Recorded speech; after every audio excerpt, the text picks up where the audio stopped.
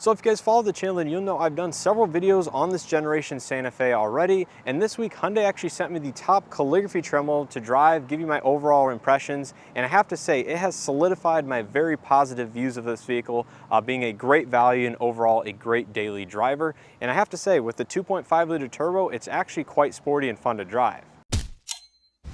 Now, with that being said, it's not an entirely positive experience, and there are a few aspects that I've found to dislike with the Santa Fe, but overall they are certainly not deal breakers, and I would still highly recommend this vehicle. So with that in mind, let's not waste any more time. Take a look at what my likes and dislikes are with the 2023 Hyundai Santa Fe Calligraphy.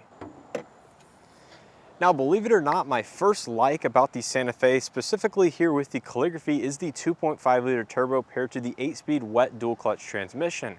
Now, I have to say, this is not a powertrain that I thought would be as sporty and fun to drive in this vehicle as it really is. There is plenty of torque on tap, 311 pound-feet to be specific, and overall with that dual clutch and the snappy quick shifts, it's definitely a more engaging and dynamic driving experience than I was expecting, and certainly rivals just about any other naturally aspirated V6 out there, if not just a little bit more with that extra torque down low. So I would say overall, if you're looking for the most engaging driving experience with the most power available, the 2.5 liter turbo is definitely the way to go in the top limited or the Calligraphy. However, if you're looking for a more efficiency-minded vehicle, the hybrid is definitely a runner-up to this. I do have a dedicated comparison video giving my overall thoughts on both of them two back to back. So overall, I think either one is going to be a good choice, but I think the 2.5 liter turbo is definitely awesome and fun to drive.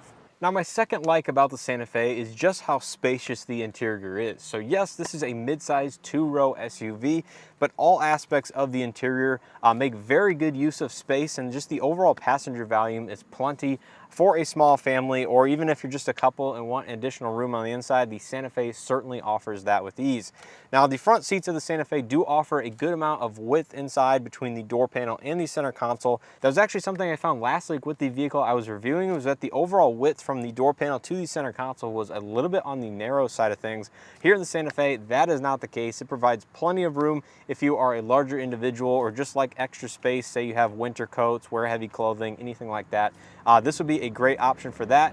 And out back in the back seats, it's going to be the same case. Tons of legroom. Seats recline, of course, like many Hyundai SUVs, and the amenities are great, especially here in the top limited and Calligraphy trim level. But overall, the Santa Fe certainly offers a spacious cabin, and in some regards, it might be a little bit too spacious, so make sure to stay tuned to my dislikes, as I do have something in regards to just the overall amount of space inside this vehicle. But as a whole, I don't think many people out there will be disappointed.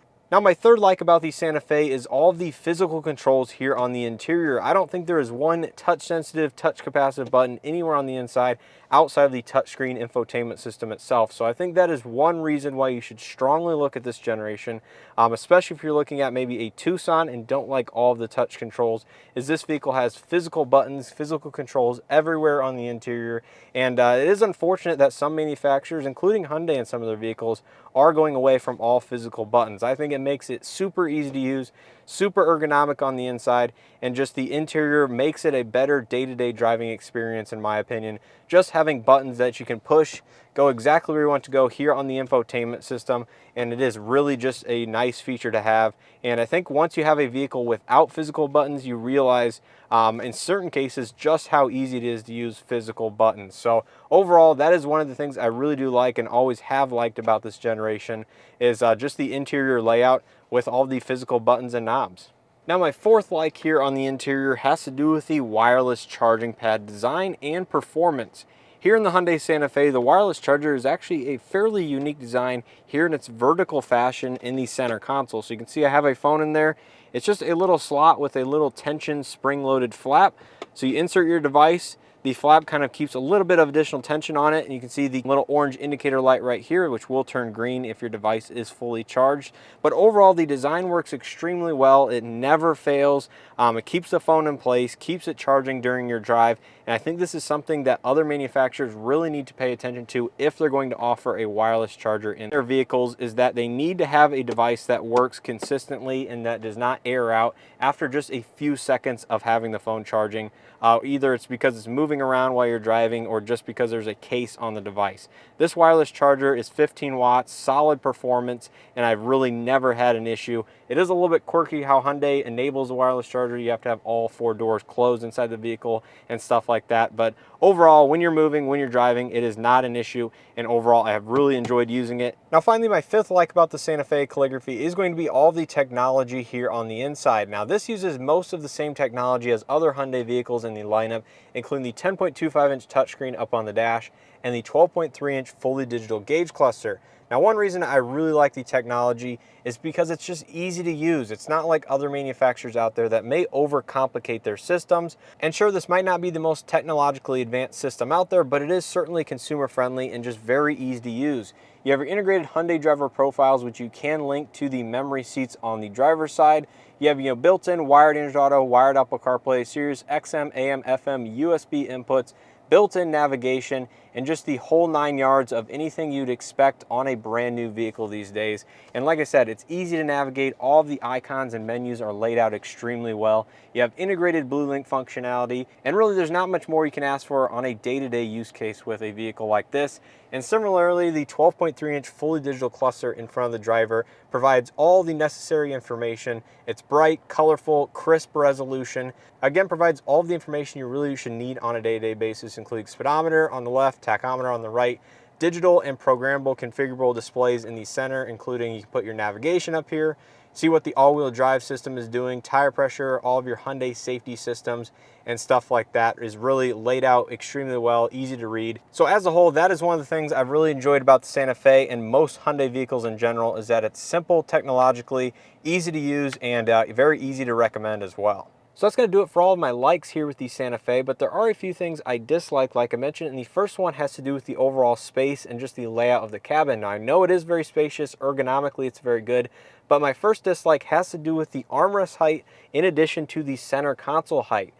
These appear to be not a level surface, so one arm might sit up just a little bit lower than the other, and I'm not exactly sure why Hyundai did this, and it might not be off by more than maybe a half, 3/4 of an inch or something like this, but the center console is certainly just a tad higher than the armrest door. It doesn't make or break my, whether or not I would recommend this vehicle, but it is just something to notice, and they are not the only manufacturers that have this issue over time. There are certainly other vehicles out there that for some reason the designers, or however it worked out with the interior, they just don't end up to be the same height, and they're just off by one another by just a little bit. And another thing I might have specific issues with because of where I have my seat set is that the door armrest starts just a little bit far forward for my liking, and the center console is just a little bit farther back. So not only are they not level like this, but they're almost shifted forward and backward from one another. And if you have the seat set much farther forward than I do, you start resting your elbow on the very front edge of the center console lid,